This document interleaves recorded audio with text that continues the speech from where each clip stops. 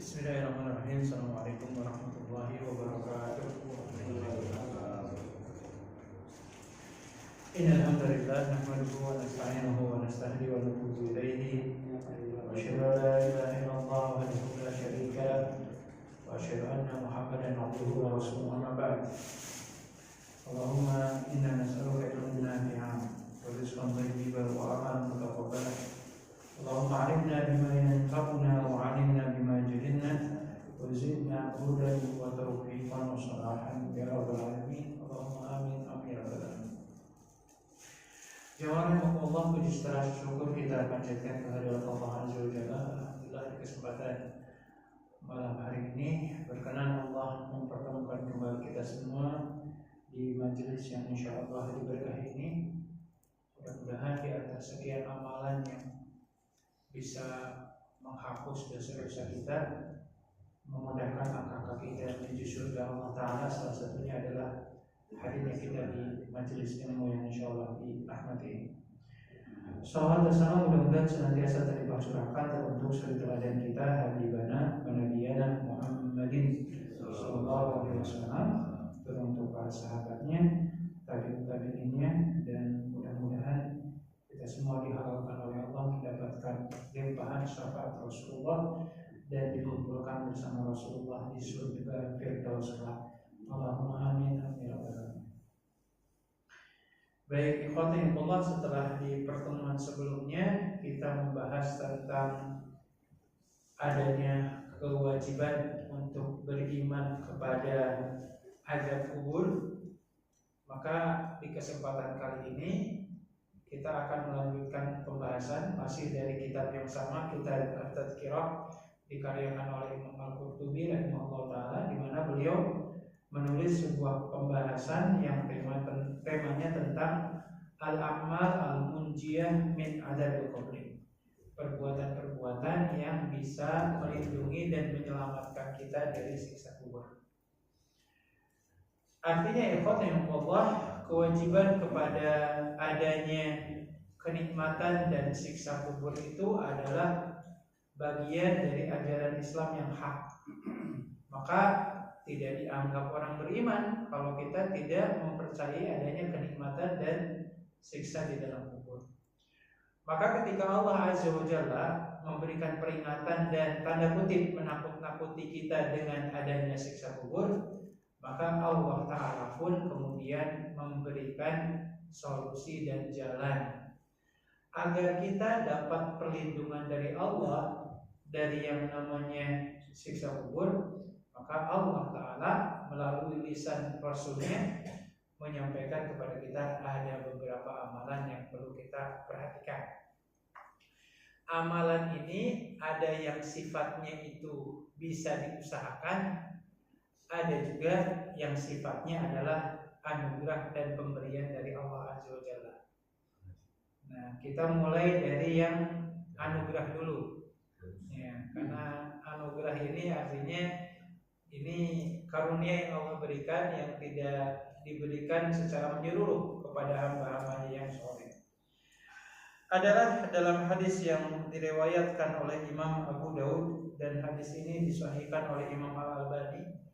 Rasulullah SAW menyatakan, "Ma min muslimin yamutu yaumal jumu'ati aw lailatal jumu'ati illa waqahu Allahu fitnata adzabil qabri." Kata Rasulullah SAW, tidak ada seorang muslim yang meninggal di hari Jumat atau di malam Jumat, di hari Jumatnya atau di malam Jumatnya, melainkan Allah Ta'ala akan memberikan perlindungan kepada orang tersebut dari siksa kubur. Ya, jadi kalau ada di antara saudara kita atau jamaah kita yang izin Allah takdirkan meninggalnya di malam Jumat atau di hari Jumatnya, maka sudah selayaknya kita berprasangka baik. Mudah-mudahan sesuai dengan yang disabdakan oleh Rasulullah dalam hadis ini, insya Allah yang bersangkutan terhindar dari siksa kubur. Nah, Rasulullah SAW meninggalnya hari Senin. Nah, artinya nggak mesti juga orang yang lebih soleh dari kita harus meninggal hari Jumat. Karena banyak juga mungkin non muslim ya, ada orang non muslim meninggal hari Jumat, bisa aja gitu ya. Maka Jumat Agung. Setidaknya dari hadis ini kita punya prasangka baiklah kepada Allah. Si fulan ini atau si fulanah ini semasa hidupnya terkenal ahli ibadahnya, terkenal dengan ahli solehnya. Allah takdirkan meninggalnya di malam Jumat atau di hari Jumat. Mudah-mudahan dilihat dari segi zahirnya orang ini dilindungi oleh Allah dari siksa kubur. Nah, ini yang pertama yang sifatnya nggak bisa diusahakan, nggak bisa direncanakan. Mungkin diminta bisa, diminta bisa, cuman wallahu a'lam Allah ijabah atau enggak. Ya kebayang kalau orang muslimnya meninggalnya semuanya hari Jumat. Ceritanya semuanya meninggal hari Jumat gitu ya. Maka ini poin yang pertama yang tadi saya katakan tidak bisa diusahakan karena itu bagian dari ketetapan takdir Allah Azza wa Jalla. Di luar itu semua jamaah rahimahullah, Allah Azza wa Jalla melalui wahyu yang disampaikan kepada Rasulullah SAW menyebutkan adanya amalan-amalan yang bisa kita usahakan.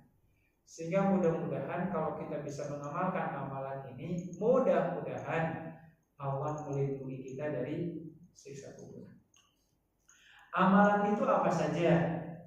Ada yang sifatnya doa, ada juga yang sifatnya amalan yang aplikatif lah ya, dilakukan secara fisik kita, jasadiah kita. Yang doa seperti apa? Mudah-mudahan selalu kita dawamkan. Dalam hadis sahih riwayat Imam Bukhari Muslim dari sahabat Abu Hurairah radhiyallahu ta'ala anhu, Rasulullah SAW mengatakan gini, "Idza tasyahada ahadukum falyasta'id billahi min arba'." Kata Rasulullah SAW, kalau Anda sedang tasyahud, maka mohonlah perlindungan kepada Allah dari 4 perkara. Kira-kira tasyahud awal atau tasyahud akhir? Tasyahud akhir tentunya. Karena memang yang disampaikan oleh Rasul kepada kita, ada 2 momen ketika sholat itu kita boleh meminta doa dengan bebas sesuai keinginan kita. Yang pertama ketika sujud, bebas mau sujud kapan saja. Dan yang kedua di tahiyat akhir sebelum salam. Itu waktu yang insya Allah mustajab.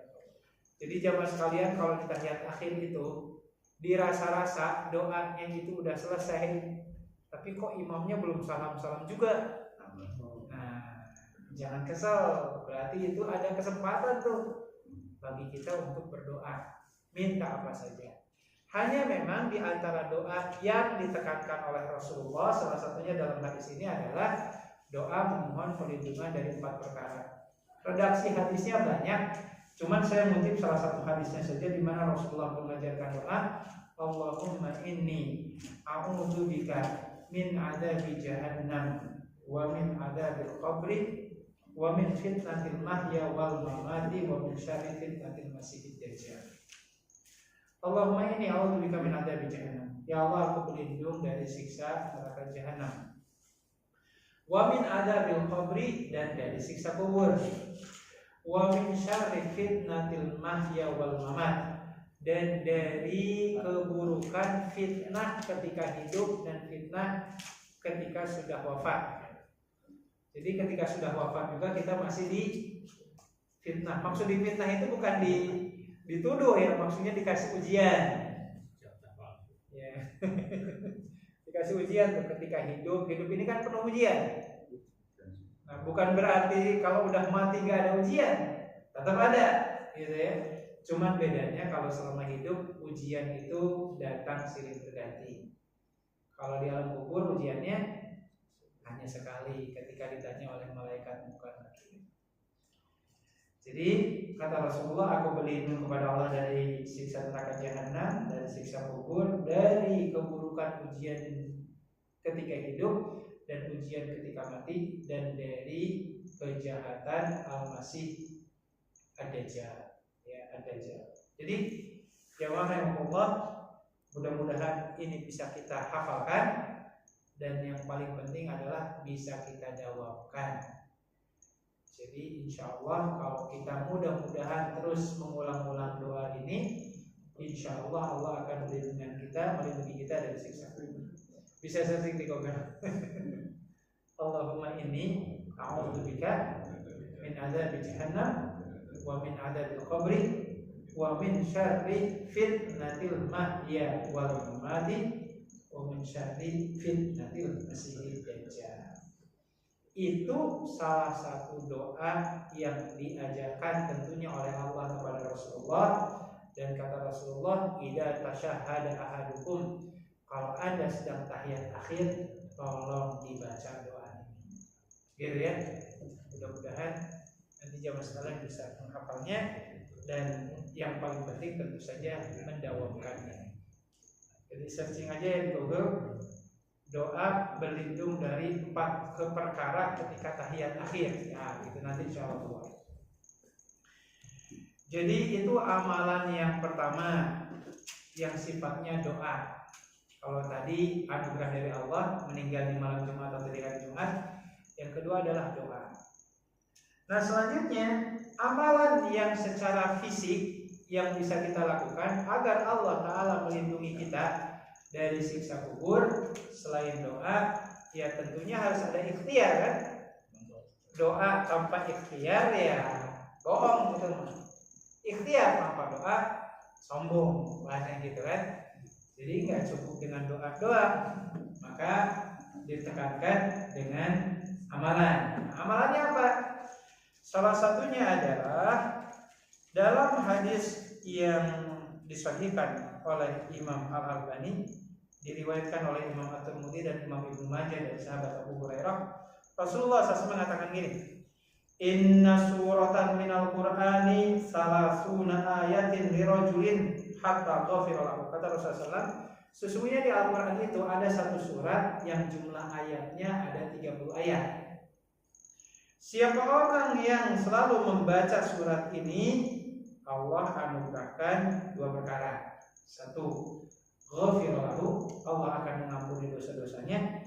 Dan yang kedua adalah al-mani'ah min adzabil qabri. Surat ini kalau didawamkan akan menjadi tameng pelindung kita dari siksa kubur. Surat apa yang dimaksud? Rasulullah SAW mengatakan surat Tabarak. Satu surat yang diawali dengan Tabarak. Surat apa kira-kira? Al-Mulk.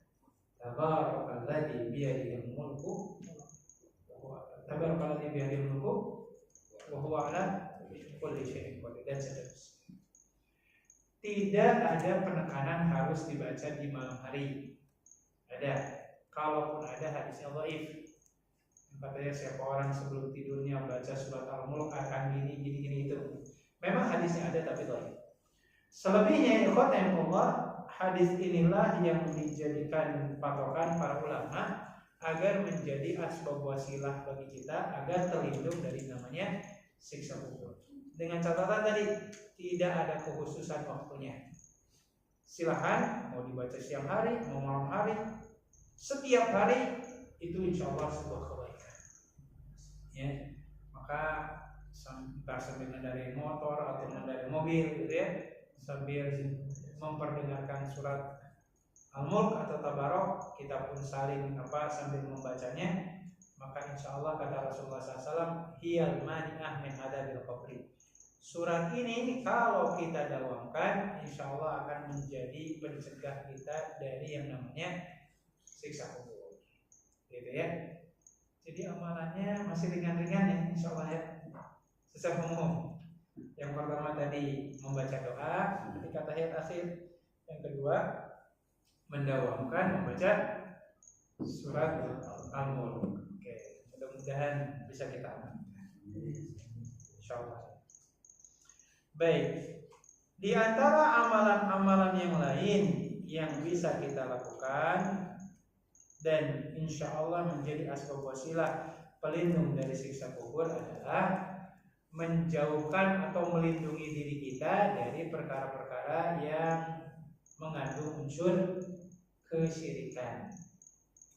Maka kata para ulama, tahqiqut tauhid, selalu menjaga dan merawat ketauhidan kita dari perkara-perkara kesyirikan itu, insya Allah menjadi penyebab kita itu dimudahkan untuk bisa menjawab pertanyaan dari malaikat munkar nakir. Artinya kalau kita bisa menjawab pertanyaan malaikat munkar nakir, insya Allah selamat dari siksa kubur. Dulu ada buku judulnya Malam Pertama di Alam Kubur. Masih ada ya? Padahal nggak perlu nunggu malam pertama sebenarnya. Jadi ketika nanti kita nganterin tuh jenazah ke pemakaman, selesai dikuburin, di langkah kaki ketujuh, di langkah kaki ketujuh, malaikat munkar nakir udah langsung datang. Kalau bisa menjawab, alhamdulillah. Kalau nggak bisa, ya nggak mesti nunggu malam pertama. Seketika itu juga langsung dieksekusi. Ya, sampai kapan? Ya, sampai hari kiamat. Nah, oleh karenanya Rasulullah SAW menegaskan apa yang ditegaskan dalam hal ini. Rasulullah menegaskan al-muslimu idza su'ila fil qabri syahida an la ilaha illallah wa anna muhammadar rasulullah. Sesungguhnya seorang muslim bila mana dia selalu menjaga dua kalimat syahadatnya, asyhadu an la ilaha illallah wa asyhadu anna rasulullah, artinya selalu memurnikan ketauhidannya dan tidak terseret dengan hal-hal yang berbau kesyirikan, maka kata Rasulullah, Allah akan memperteguhkan hatinya dengan keimanan sehingga dia bisa menjawab pertanyaan malaikat munkar nakir. Dan ini yang Allah tegaskan di surat Ibrahim ayat 27. A'udzubillahi minasyaitonir rajim. Yusabbitullahu alladziina aamanu bil qauli tsabit. Allah lah yang memperteguhkan keimanan di hati-hati orang yang beriman. Jangan sampai ya ketika terjadi musibah itu umpamanya kita hubung-hubungkan dengan hal-hal yang sifatnya umpamanya irasional, tahayul. Umpamanya wah ini nih setiap bulan Desember pasti akan terjadi musibah. Ya apa salahnya dengan bulan Desember? Ya lihat aja dulu tsunami di Aceh bulan Desember. Terus tadi lagi itu Sumatera bulan Desember gitu kan? November malah ya.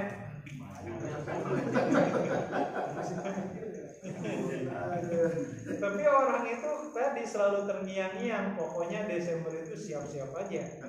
Ya, akan terjadi musibah, khususnya orang Aceh.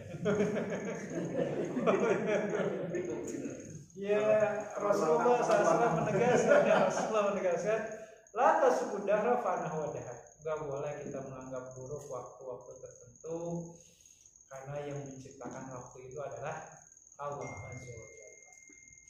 Ya kalaupun terjadi musibah, izin Allah waktunya bertepatan dengan bulan Desember, ya bagi kita sebagai orang beriman terjadinya musibah itu tidak lepas dari dua perkara.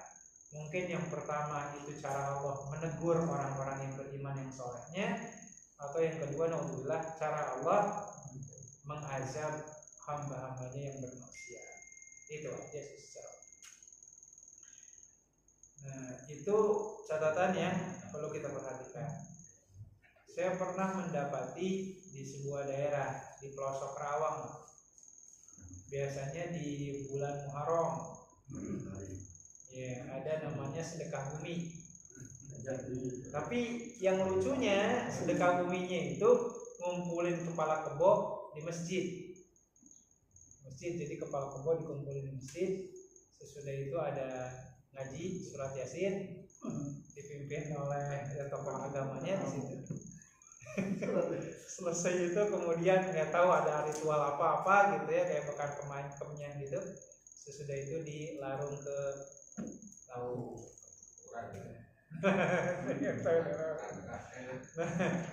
Hal-hal seperti ini yang paling susah untuk dihilangkan. Karena kalau kesyirikan sudah berbalut keagamaan, itu orang itu menganggap wah ini adalah ajaran Islam, ya nggak boleh kemudian kita menolaknya. Nah hal-hal hal seperti itu agak susah untuk dilakukan. Itu ya. Saya pernah mendapati di daerah Sulawesi pokoknya.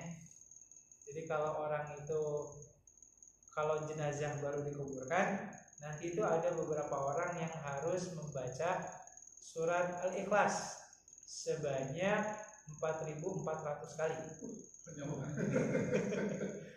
Dan cara bacanya itu ada dua pilihan.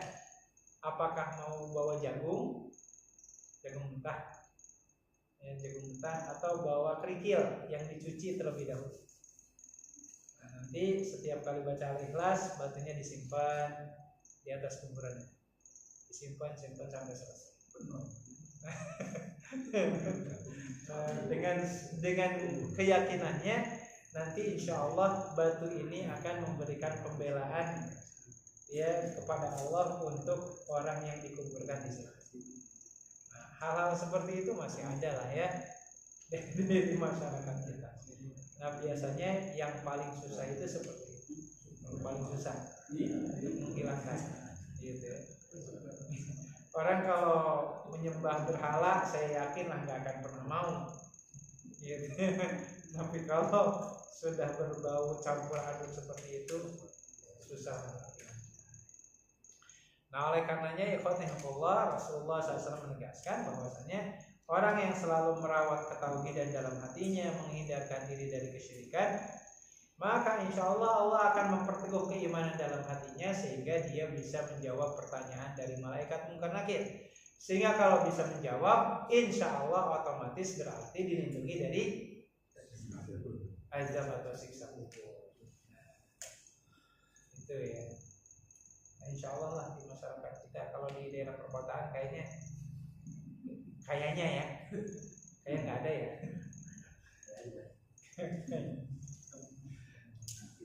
Ini boleh cerita dikit ya. Ini kan saya ingat 2 atau 3 bulan yang lalu di Kerawang itu pernah ada aksi demo menentang pendirian diskotik. Oh, jadi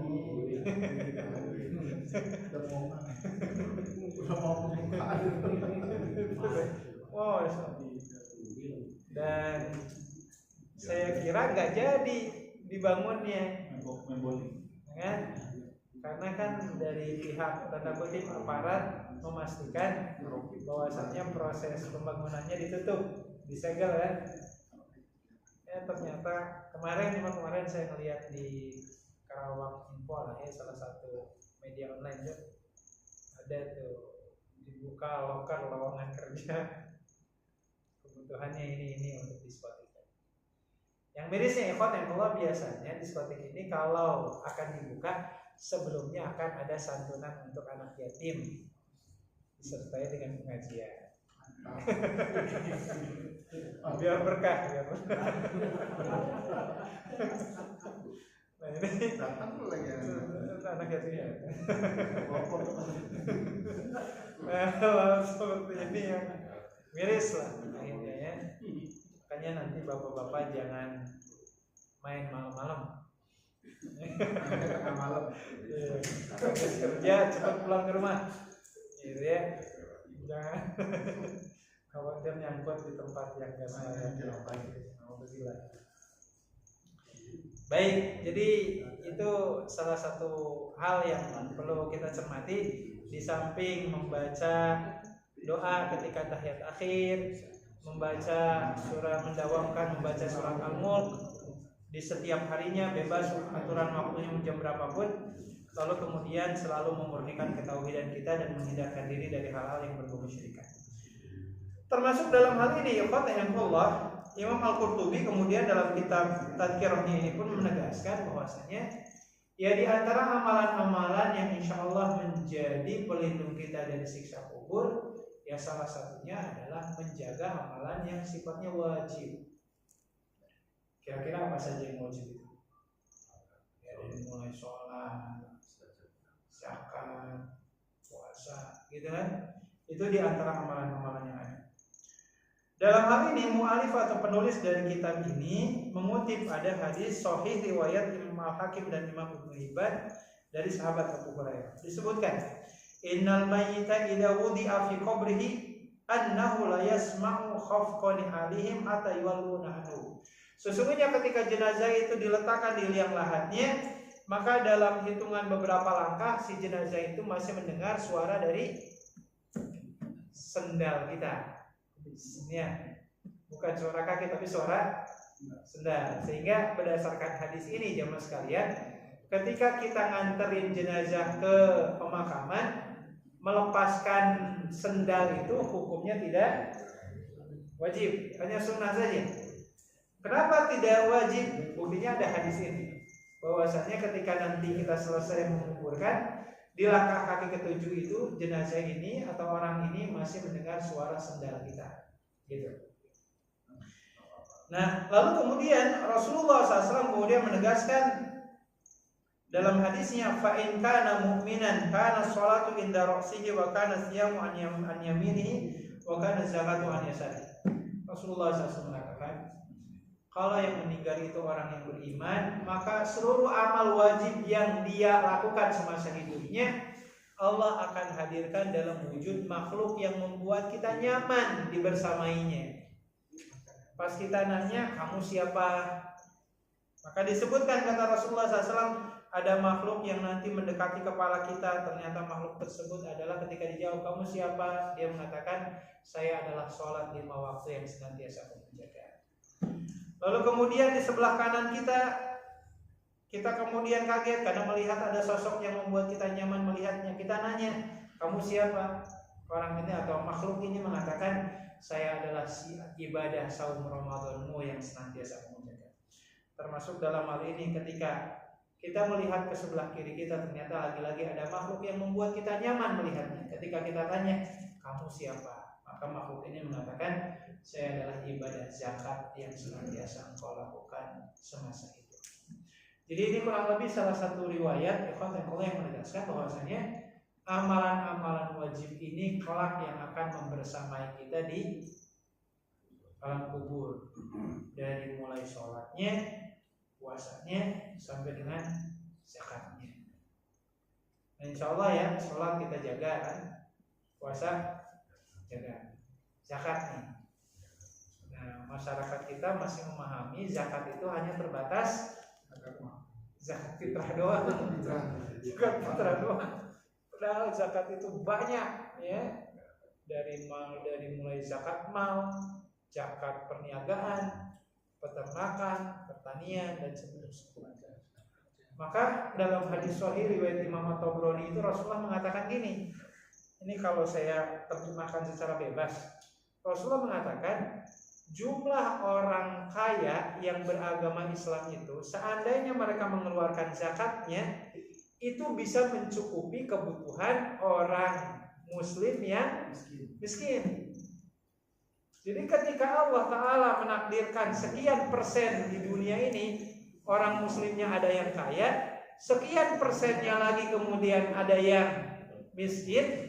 Nah, presentasi antara kewajiban zakat dengan kebutuhan orang miskin itu sebenarnya seimbang. Maka kata Rasulullah, wala yujhadal fuqara'u idza ja'u aw illa bima yasna'u aghniyahum. Kata Rasulullah, maka kalau di dunia ini ada orang muslim yang fakir sampai mereka enggak punya baju, enggak bisa makan, niscaya ini adalah penyebab dari perilaku orang kaya yang tidak mau menunaikan zakat. Maka kata Rasulullah, wa innallaha sayuhasibuhum hisaban asira. Dan sesungguhnya Allah akan menghisab mereka dengan penghisaban yang sangat keras. Maka sangat pantas kata sahabat Nabi yang bernama Ali bin Abi Thalib radhiyallahu ta'ala, beliau mengatakan gini, orang muslim itu kalau melakukan maksiat penyebabnya enggak lebih dari 2 perkara. Orang muslim kalau melakukan maksiat, satu mengikuti hawa nafsu, yang kedua minim ilmu. Itu aja sih. Biasanya penyebabnya itu enggak keluar dari 2 hal itu. Kalau mengikuti hawa nafsu, ya biasanya minim ilmu. Nah, tinggal kemudian kita harus paham mana ilmu yang wajib kita kuasai dan mana ilmu yang kalau yang lain sudah kuasai gugur kewajibannya. Ya kalau ditanya siap kaya Mbak? Siap. Nah, tinggal kemudian kita mempersiapkan diri dengan ilmu-ilmunya sebagai bekalnya. Ya, bekalnya agar rezeki yang Allah berikan ini bisa berkah dengan dikeluarkan kewajiban.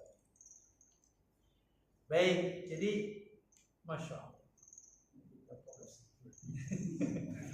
Nah, tinggal selanjutnya di antara amalan-amalan yang lain, tinggal dua lagi nih jemaah sekalian. Di antara amalan-amalan yang lain yang izin Allah bisa dilakukan, tapi ini yang melakukannya bukan kita biasanya. Karena kenapa? Ini yang berhubungan dengan riba. Apa itu riba, Pak?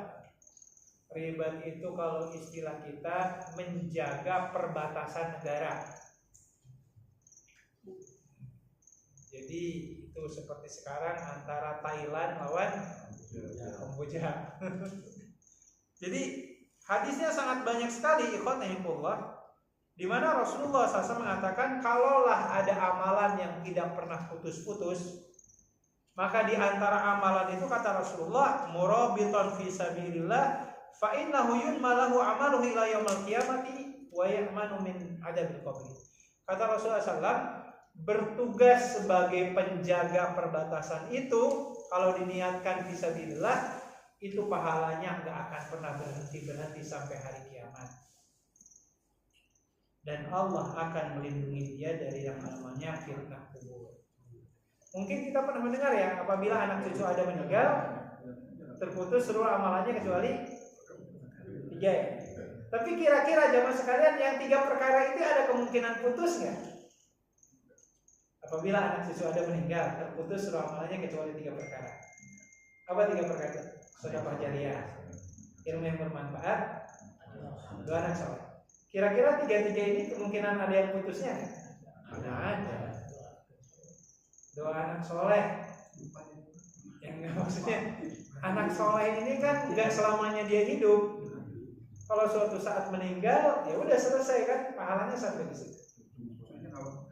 Ilmu yang ya kalau cucunya ngamalin gitu. Sedekah jariyah, contoh umpamanya ngebangun masjid, waliyadzubillah, masjidnya roboh, umpamanya karena usang termakan usia, ya selesai itu pahalanya sampai di situ karena masjidnya nggak dipakai lagi tempat ibadah. Ya. Makanya kan timbul pertanyaan, kalau ada masjid yang dibangun terus dirobohkan, dibangun lagi oleh orang donatur yang baru, pertanyaannya donatur yang lamanya masih dapat pahalanya enggak? Itu kan timbul pertanyaan tuh, perdebatan di kalangan para ulama. Termasuk ilmu yang bermanfaat. Kalau ilmu ini masih diamalkan oleh murid-murid kita, alhamdulillah. Tapi kalau suatu saat murid kita meninggal, apakah ilmunya masih memberikan pahala? Kan enggak. Maka kata para ulama, kalaulah ada amalan yang pahalanya itu enggak putus-putus sampai hari kiamat bahkan, maka pahala di sini adalah pahala menjaga perbatasan negara. Ya tentunya menjaga perbatasan negara itu dalam kondisi apa dulu? Ya kalau kondisi aman mah nyantai, mungkinnya bisa sampai nyantai-nyantai, tapi tentu saja ini dalam kondisi perang. Nah, ini yang disebut dengan riba. Ya, riba, menjaga keamanan negara. Dan yang terakhir, ikhwanillah, ini yang berhubungan dengan meninggal dalam kondisi syahid. Ya, dimana kalau bicara tentang keutamaan mati syahid itu kan luar biasa. Dimana Rasulullah SAW menegaskan bahwasannya kalau mudah-mudahan nanti kita mati syahid ya jemaah sekalian, bahwasannya ketika kita meninggal dalam kondisi mati syahid itu salah satu keutamaannya bukan hanya sekedar Allah berikan kenikmatan dinikahkan dengan 72 bidadari saja, tetapi Allah sudah jamin orang tersebut dari siksa kubur. Nah, yang ingin saya maksudkan gini, para ulama menyebutkan mati syahid itu ada 3 jenis. Yang mati syahid itu ada 3 jenis. Jenis yang pertama ada yang kedudukannya syahid di dunia dan syahid di akhirat. Maksudnya apa syahid di dunia dan syahid di akhirat itu? Kalau orang mati syahid Pak, jenazahnya dimandiin nggak? Enggak. Dikapanin? Enggak. Disolatin? Enggak. Langsung dikuburkan begitu saja. Itu biasanya orang yang meninggal di medan pertempuran. Jadi nggak perlu dimandiin, nggak perlu dikapanin, sholatin, langsung aja dikuburin. Maka orang seperti ini terkategorikan syahid di dunia dan di akhirat pun dia tercatat sebagai syahid atau syuhada di sisi Allah. Dan masya Allah, orang mati syahid ini bukan hanya sekedar dia dijamin masuk surga, tetapi Allah berikan kesempatan dia untuk menyelamatkan 70 anggota keluarganya agar masuk surga bersama dirinya. Itu luar biasa. Itu yang terkategorikan syahid di dunia dan syahid di akhirat. Yang kedua, ada orang yang dinilai syahid di dunia tapi nggak syahid di akhirat. Siapa itu? Salah satunya orang yang berperang tujuannya hanya karena ingin dipuji saja. Atau seperti di pertemuan sebelumnya, orang yang berperang tujuannya untuk mencuri harta rampasan perang, mencuri. Maka waliyadzubillah dalam hadis sahih riwayat Imam Muslim itu Rasulullah mengatakan, ketika nanti neraka jahanam Allah buka, ada 3 kelompok yang paling duluan masuk ke neraka itu. Siapa itu? Orang yang mati syahid, ahli sedekah, dan ahli Al-Quran. Dan ternyata 3-tiganya ini masalahnya di masalah apa Pak? Masalah hatinya, gak ikhlas karena Allah, tapi karena riya, ingin dipuji oleh Allah. Waliyadzubillah. Maka kalau ada orang seperti itu, masalahnya kan kita nggak tahu motif dibalik orang itu berperang itu karena Allah atau karena apa. Maka orang seperti ini, kalau kita temukan dia meninggal, ya kita hukumi secara zahir saja. Karena orang ini meninggalnya di medan pertempuran, kita hukumi dia sebagai orang yang mati syahid. Urusan nanti di akhiratnya syahid atau enggak Allah yang Maha tahu. Artinya jenazahnya tidak dimandikan, tidak dikafani, tidak disolatin, tapi langsung dikuburkan. Nah ini kelompok yang kedua, syahid di dunia tapi enggak syahid di akhirat. Dan kelompok yang terakhir itu dihukumi tidak syahid di dunia, tapi syahidnya di akhirat nanti. Maksudnya apa? Ketika orang ini meninggal, jenazahnya tetap harus dimandikan, dikafanin, disolatin, tapi di akhiratnya mereka syuhada. Siapa mereka? Salah satunya orang-orang yang meninggal sebagai dampak dari bencana alam, yang banjir bandang kemarin, yang tsunami gitu. Ya ketika jenazahnya didapatkan, tetap kan harus dimandikan, dikafanin, disolatin gitu. Tapi orang-orang ini kalau memang biidznillah meninggalnya karena terkena bencana alam, salah satunya kan kata Rasulullah wal ghariqu syahidun, dan orang yang mati tenggelam tercatat sebagai orang yang mati syahid. Maka di dunia dia diperlakukan layaknya orang meninggal seperti biasa. Tapi di akhirat mereka terkategorikan mati syahid di sisi Allah. Kalau yang bilang langsung tidak ketemu. Iya, mudah-mudahan mati syahid. Artinya kalau nggak ketemu seperti yang sekarang terjadi di Aceh ya, kan banyak cerita. Karena saat ini belum ada evakuasi yang maksimal, kan banyak kayu-kayu gelondongan gede itu. Mohon maaf ya Pak, kan saya dengar dari beberapa teman yang sudah berangkat ke sana tercium tuh, mohon maaf, bau bangkai itu. Entah yang di bawah gelondongan kayu besar itu apakah manusia atau hewan, nggak tahu. Ya, termasuk banyak mobil-mobil yang berderet di jalan-jalan tuh mulai kecium. Iya, bau apakah di dalamnya ada orang dan seterusnya. Dan itu belum terevakuasi. Nah, kalau memang diketemukan jasadnya ya tetap dimandikan, dikafani, disolati.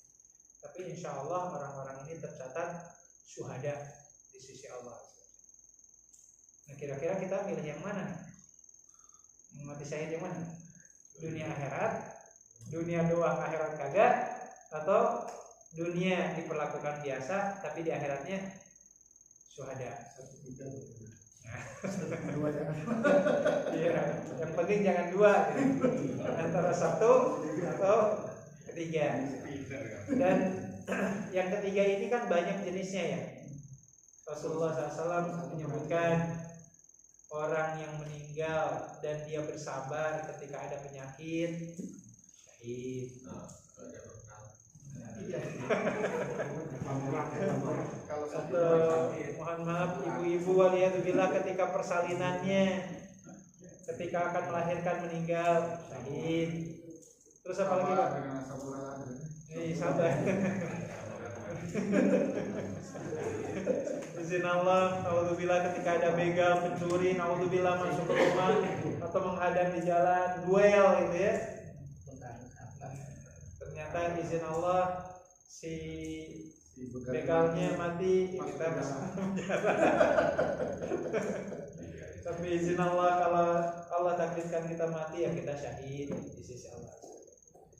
Nah ini ada beberapa jenis kesyahidan ya, yang kalaupun tidak bisa kita dapatkan di bawah kilatan pedang di medan pertempuran, masih ada peluang kesyahidan.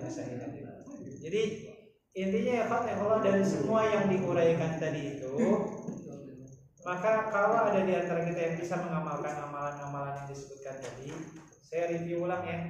Satu, membaca doa ketika tahiyat akhir.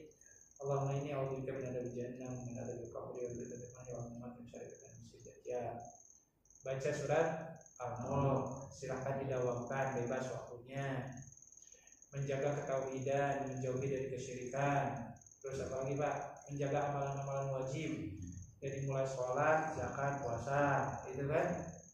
Terus mati syahid dengan tadi klasifikasinya. Yang penting jangan nomor 2. Atau opsi yang terakhirnya saya sebutkan di awal, minta kepada Allah agar diwafatkan di hari Jumat atau di malam. Nah sekarang udah lewat sih hari Jumatnya.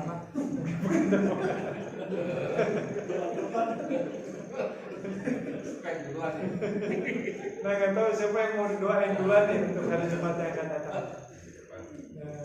Jadi jelas kalau Allah menakdirkan, yang mudah-mudahan intinya sih kita meninggal dalam kondisi melakukan amal soleh ya sekalian. Dan kalau Allah menakdirkan kita bisa meninggal di hari Jumat atau di malam Jumat. Inilah kurang lebih amalan-amalan ikhwatikullah yang ditegaskan oleh Allah kepada Rasulnya. Kalau kita mengamalkannya, insya Allah mudah-mudahan kita dilindungi oleh Allah dari azab kubur. Wallahu a'lam bishawab. Itu saja materi kita di kesempatan malam hari ini. Selanjutnya monggo kalau ada yang mau didiskusikan atau ditambahkan. Wallahu a'lam.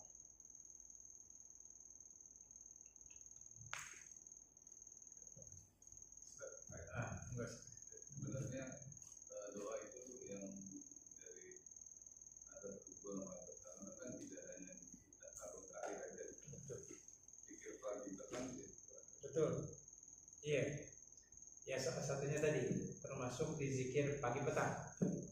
Kita pun dianjurkan untuk baca itu.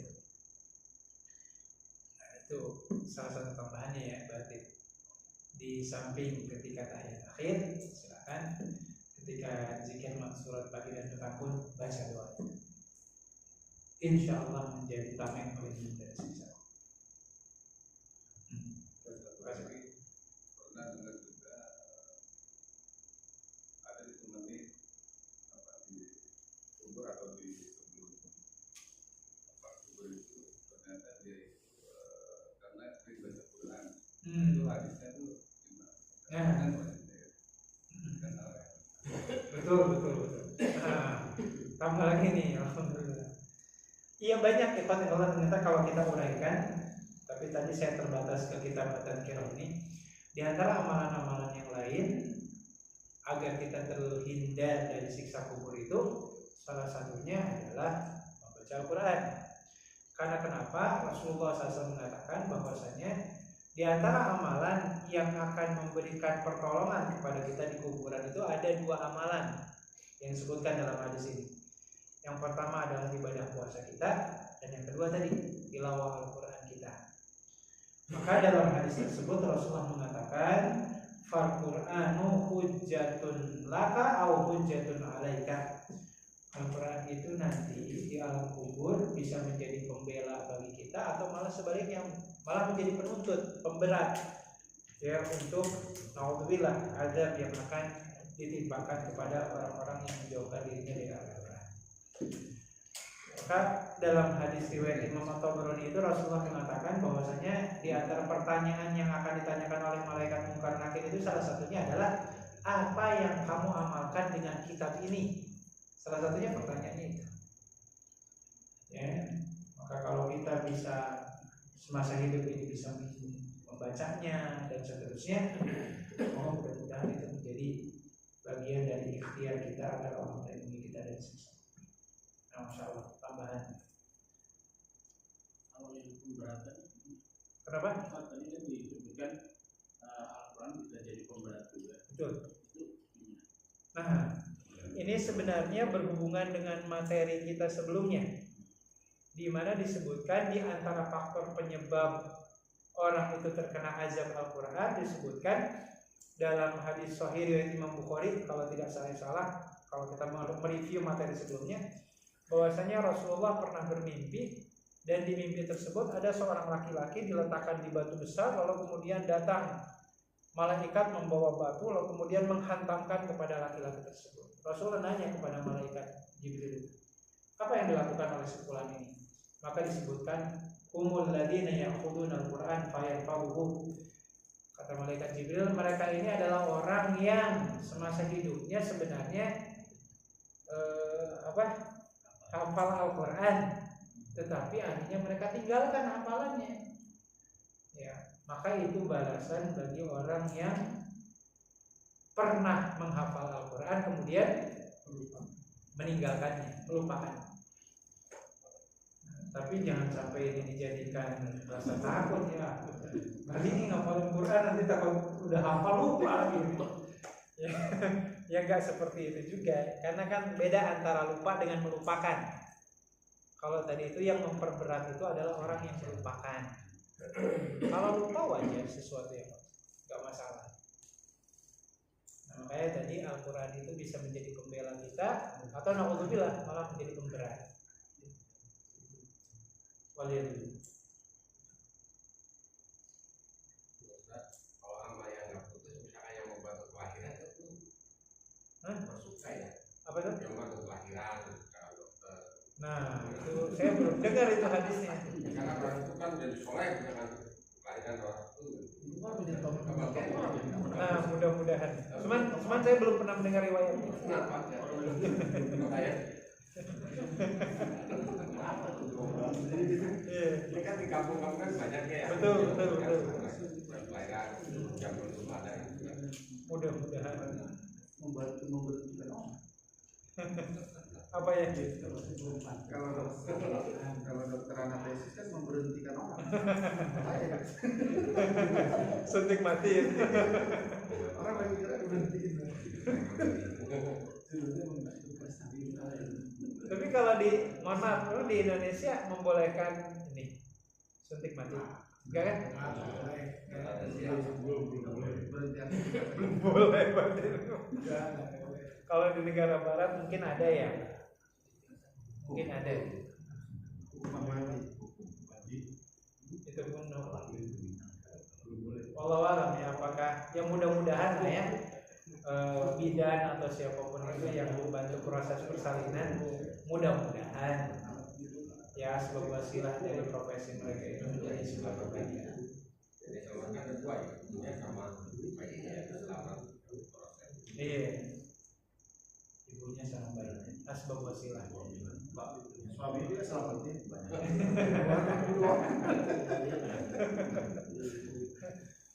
Tapi Ustaz ada yang dari Roma itu kan ya berharap mati syahid di medan perang, tapi akhirnya ya tapi kategorinya dijanjikan mati syahid itu berarti ya.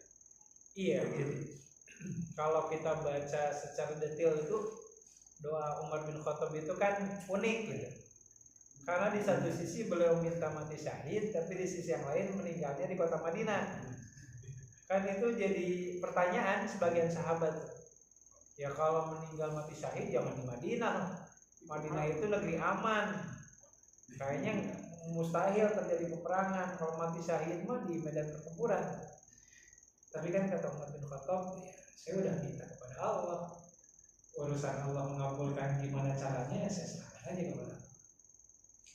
Dan ternyata kita kan tahu Umar bin Khattab itu bukan hanya sekedar di Madinah, tapi tepatnya ketika memimpin sholat kan ditusuk. Meskipun beliau meninggal di rumahnya, setelah ditusuk kalau nggak salah 3 kali tusukan, dibawa ke rumahnya. Saat itulah datang tabib atau dokter ngecek, kamu mau minum susu nggak? Mau susu atau sari kurma? Umar bin Khattab minta susu. Pas diminum itu keluar air dari lehernya, kan 3 tusukan, leher sama belakangnya 2. Pas minum itu ya keluar air susu dari situ. Sehingga kata tabib, sudah saatnya engkau memberikan wasiat. Apalagi pisau yang ditusukannya itu sudah ditaburi racun. Nah intinya ya, bahkan kan dalam beberapa riwayat dianjurkan meninggal atau meminta untuk mati syahid itu kan dianjurkan. Kalau Umar bin Khattab ada riwayat juga, kalau Nabi Muhammad, Umar bin Khattab, Utsman sama Abu Bakar lagi naikin gunung Bukit Uhud, kan disebut sama Rasul ada Nabi, ada orang saleh dan 2 orang syahid. Betul. Nah, dua-duanya kan meninggal syahid juga kan, yang Utsman dan Umar dibunuh. Tapi bukan di peperangan. Berarti kan kalau Umar juga udah dapat info, ada feeling, udah ada info juga masih sakit kan. Betul. Iya. Walaupun tidak keluar dari Madinah. Izin Allah. Tapi intinya ya dari sini kita belajar meminta kepada Allah agar diwafatkan dalam kondisi syahid. Syahidnya seperti apa ya diserahkan kepada Allah.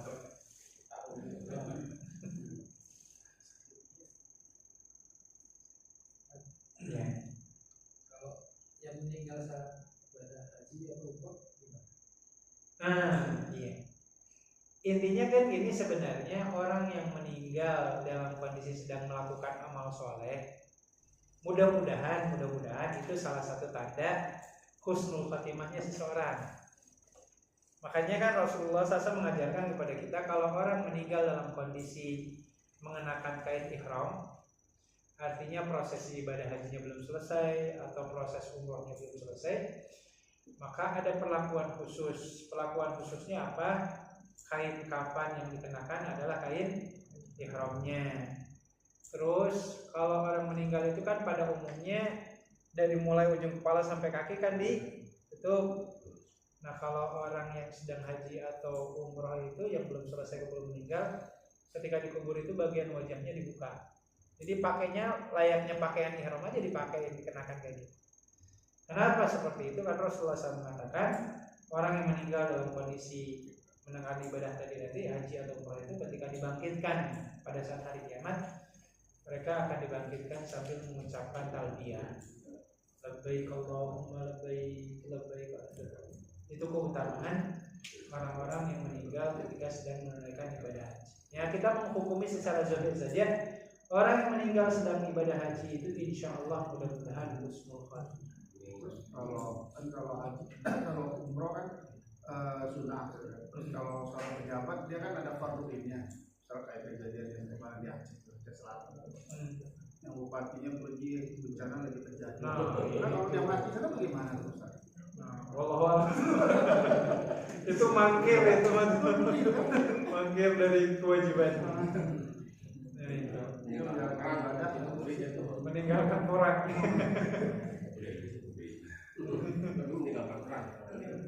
Nah itu khilaf mungkinnya.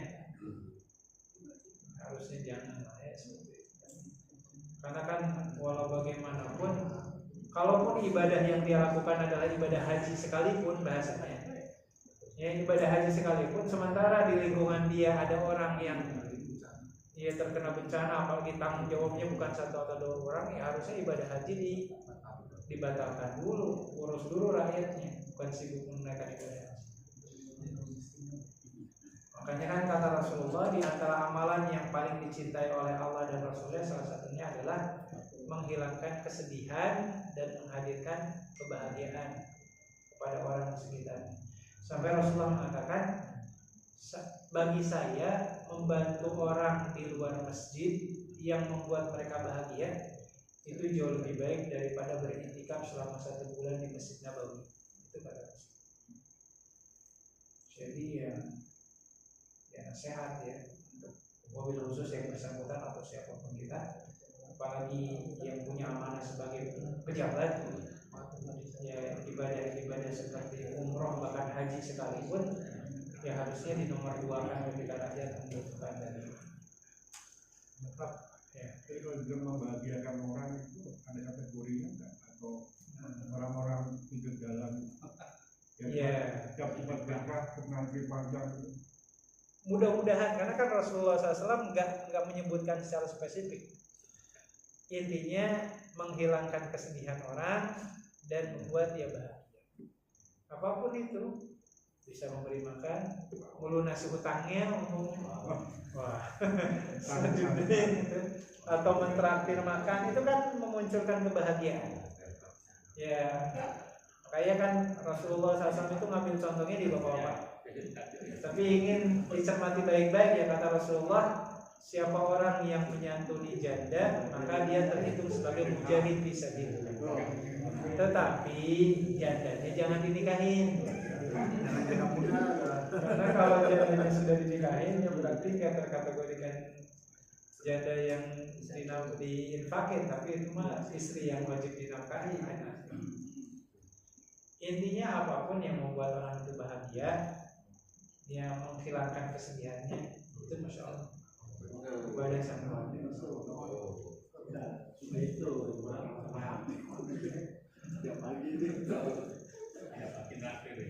Ya urusan nanti ya kayak saya ambil contoh ya Jumat berkah, kan serentak di mana-mana ya.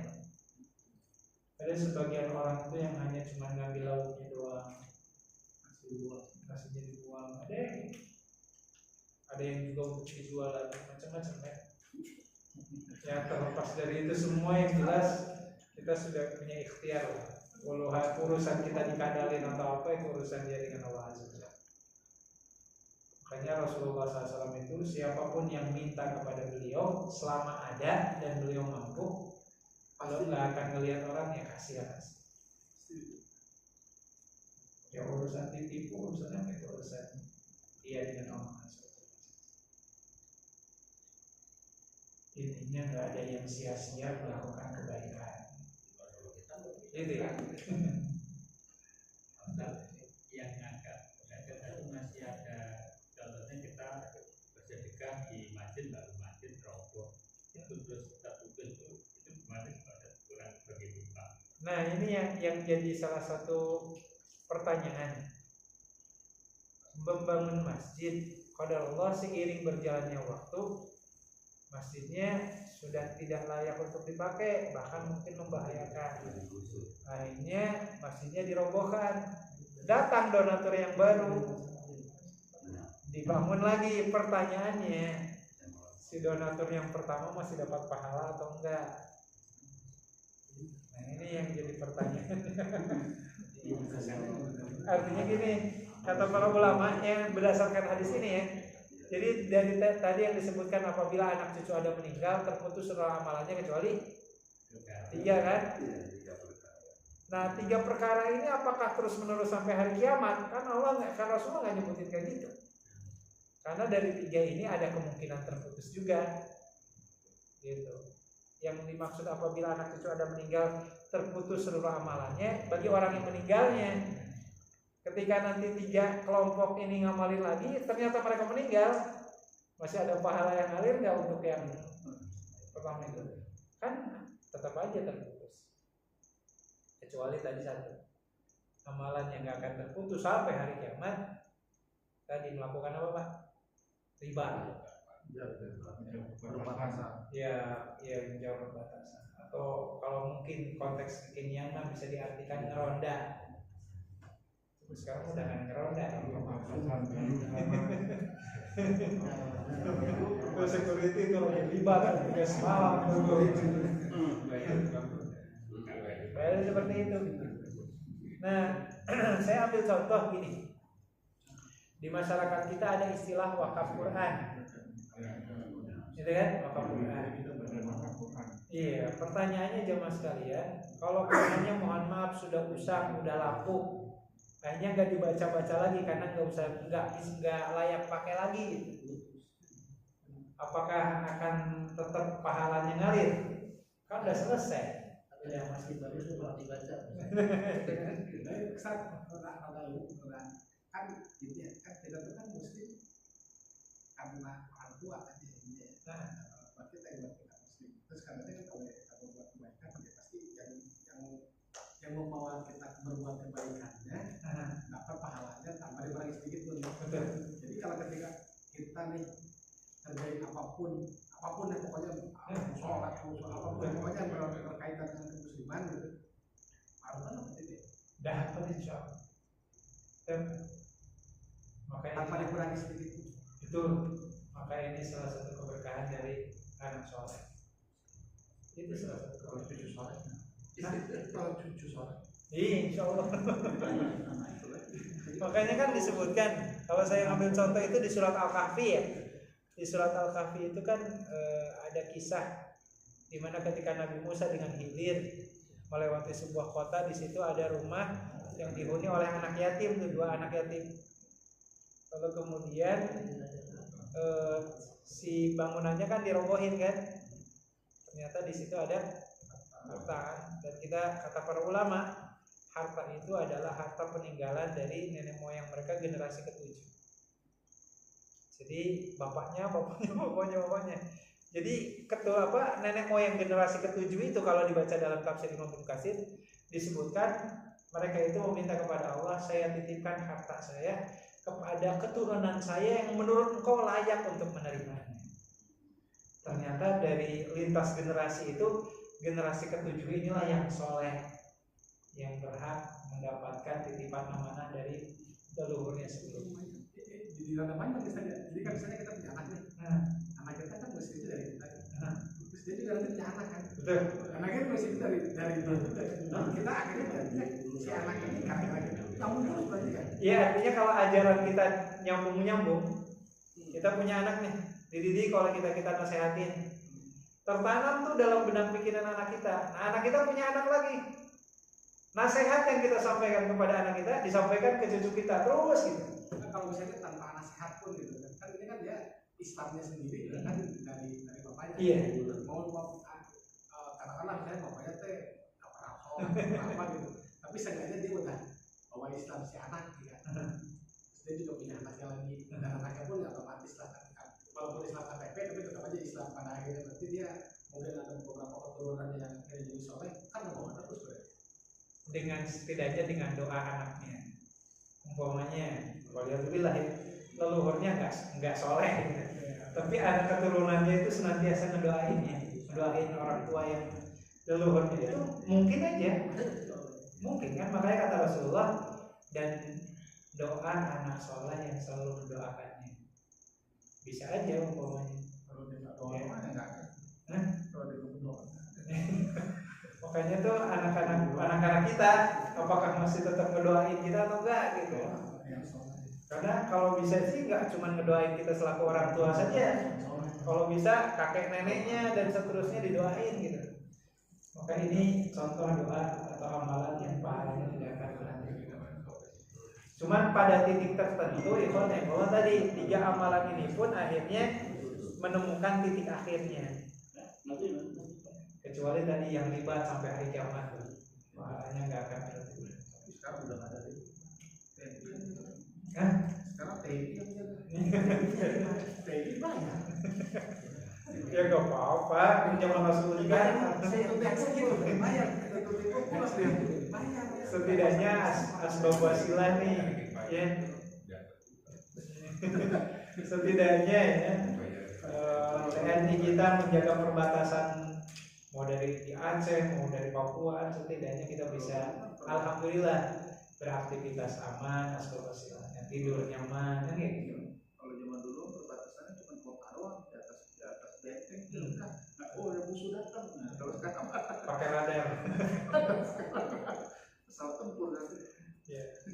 Ya intinya ya Allah, ajaran Islam ini kan Allah turunkan bukan hanya untuk ketika Rasulullah masih hidup saja, tapi ya sampai bumi ini masih ada, maka apapun yang disampaikan oleh Rasulullah, bagaimanapun kondisinya, kecanggihan teknologinya tetap tidak akan mengalami perubahan. Ya, meskipun manusia zaman hari ini mungkin tantangannya jauh lebih ringan dibandingkan zaman dahulu. Gitu. Wow. Baik, ikhwanillah, karena waktu sudah malam. Mudah-mudahan apa yang disampaikan ini menjadi ilmu yang bisa kita amalkan. Karena materi-materi yang kita kaji ini adalah sesuatu yang hak, yang beritanya datang dari Allah, disampaikan oleh Rasulullah. Maka ketika kita meyakini adanya azab kubur, maka mudah-mudahan amalan-amalan disebutkan tadi menjadi ikhtiar kita agar Allah melindungi kita dari keburukan selesai kematian kita. Allahumma amin amin rabbal alamin. Kita tutup dengan istighfar, alhamdulillah dan kafaratul majlis. Astagfirullahaladzim, astagfirullahaladzim, astagfirullahaladzim. Alhamdulillah.